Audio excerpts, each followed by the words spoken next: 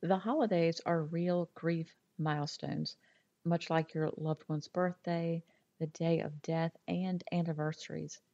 You know they're coming, and yet there's no good way to prepare for how you will feel and how you will make it through. I felt so much anxiety, sadness, and guilt as the holidays neared. Now, the guilt came from knowing that as a Christian, I should be focused and thankful for the reason we celebrate the holidays. But all I wanted was to crawl into a hole until Thanksgiving and Christmas were over. In today's episode, we're going to talk about letting go of guilt and how to cope with everybody else's annoying happiness. Sorry, not sorry, it's truth. Hey, friend. Welcome to the Grief to Great Day podcast. Do you feel like you're going crazy? Is the shower the only place for you to really cry? Are you surrounded by people, but you still feel all alone? Do you want to be the you were before your loved one died, but you have no idea how to get there?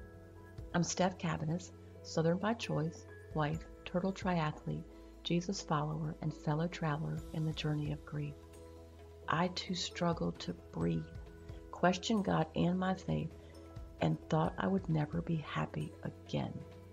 But God took my brokenness and He turned it into a breakthrough. So if you're ready to understand how to navigate grief, lean into your faith and take just one step towards healing, then bring your ugly cry, get into a comfortable place, even if that's your bed right now, and let the healing begin. Girl, there's hope for your future. Come on in the house and join me on the couch. I'm Steph, and this is Grief to Great Day. Thank you for being here. I hope you feel welcomed and heard through this podcast. Hello to everyone listening in Egypt, our spotlight country this week. And California remains the state with the most downloads. California, you guys are rocking it. I hope this serves as a reminder that whatever state or country you are in, you're not alone as you walk through this thing called grief. We hadn't gotten through October, and already the holiday commercials, sales ad, pictures, events, all the things that would have brought joy and excitement in the past are now the very things that feel like a knife in your heart each and every time you see or hear them. I'm sure you've heard the Serenity Prayer, and the most important part of that is to grant me the wisdom to know the difference between what I can change and what I cannot. Well, the holidays coming in November and December, they are things you cannot change. That fact made me angry. Everything made me angry. But I didn't understand how the world could continue as it always had, that people were happy about Thanksgiving and Christmas, and that I lived in a completely different and sad world, which felt very lonely. The holidays are hard, and you may be preparing for them months in advance. So, this is going to affect your physical body too. That anxiety, stress, and dread, they depress your immune system and make you tired.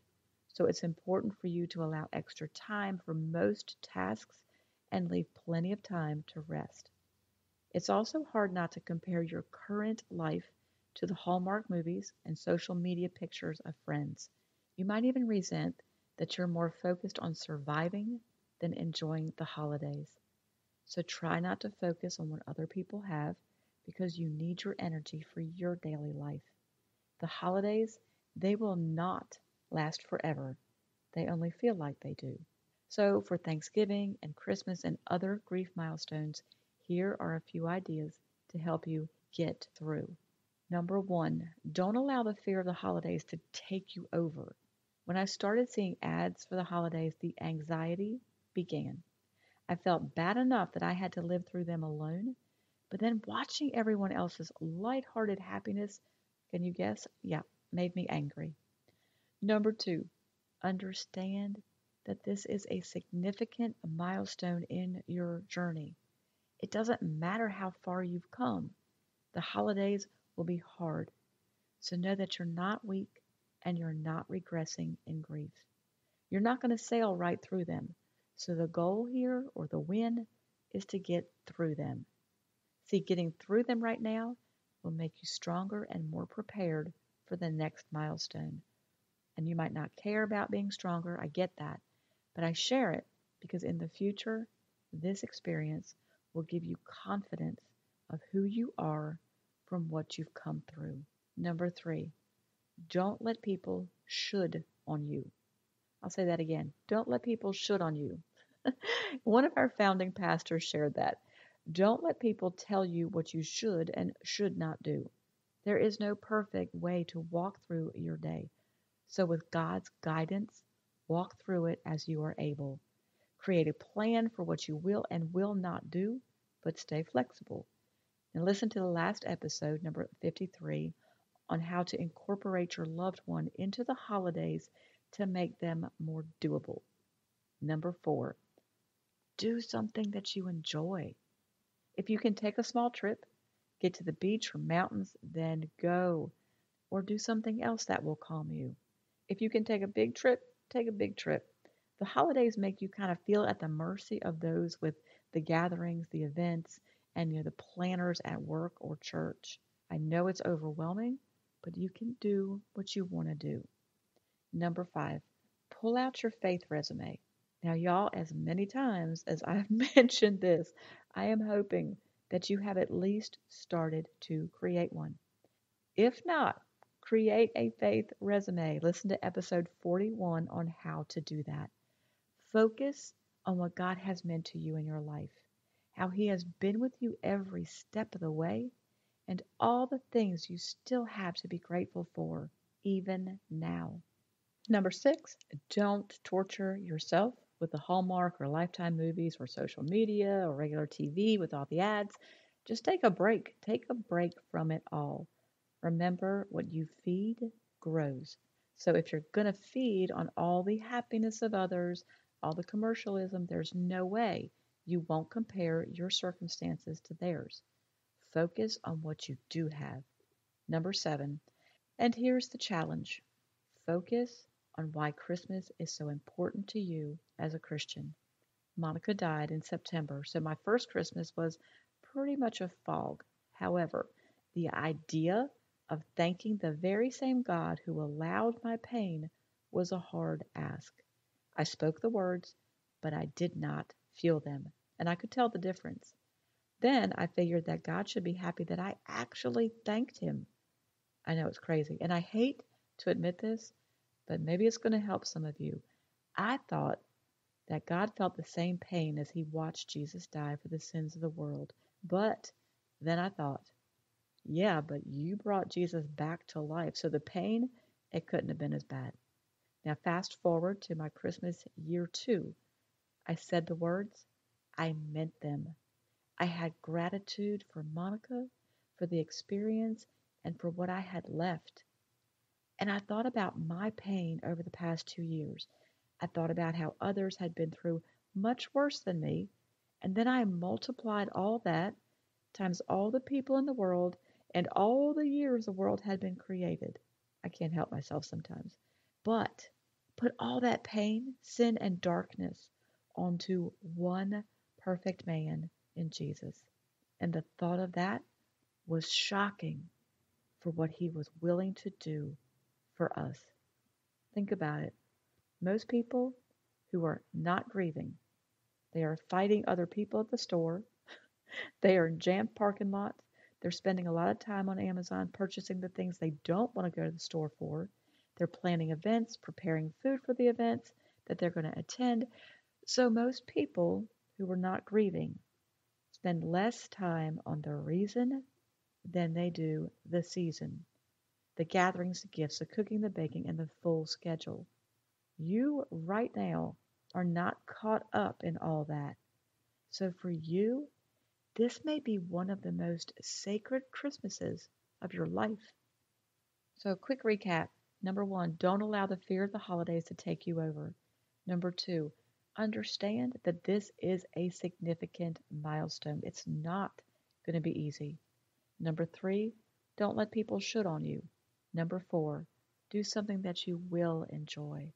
Number five, pull out or create your faith resume. Number six, don't torture yourself with all the stuff on social media or on television.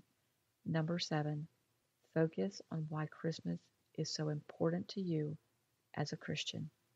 You are not alone here. The word of the week is Deuteronomy 31:8. The Lord Himself goes before you and will be with you. He will never leave you nor forsake you. Do not be afraid. Do not be discouraged. Again, you are not alone. The song of the week is called Spirit Lead Me by Influence Music, and some of the lyrics include, I'm learning to trust you even when I can't see it. And even in suffering, I have to believe it. If you say it's wrong, then I'll say no. If you say release, then I'm letting go. If you're in it with me, I'll begin. Now, your journey works or the work of your journey for this week are to take one of those 7 ideas. Maybe it's the one you need the most, or maybe it's the one that's easiest to do, and own it. What I mean by that is write it down and stick to it over Thanksgiving and Christmas and other milestones. And here are some other ways to help you move forward. Join the private Facebook group. I'm telling you, this is the time to join. You will be among other people, other faith-filled women who are walking out the same hard journey that you are. You can also purchase the workshop, What to Do After the Loss of a Loved One. It's the perfect time to take it. It's not a one-day deal. It's broken into 4 sections like a mini support program. It's going to give you direction and action steps to take. It's perfect for the first year or if you feel stuck. And instead of watching TV, instead of checking out social media, take the workshop. It's going to help distance you from the happiness of everyone else's holidays and focus you on the reason for this season.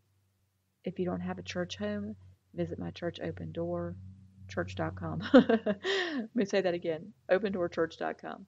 And links to everything you need are always, always in the show notes. I know this is a hard time, but don't forget who holds your future.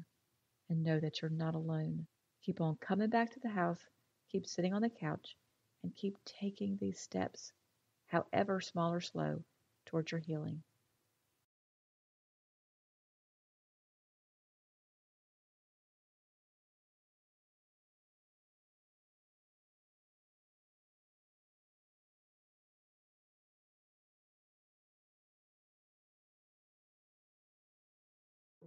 Thank you for being here today, for showing up.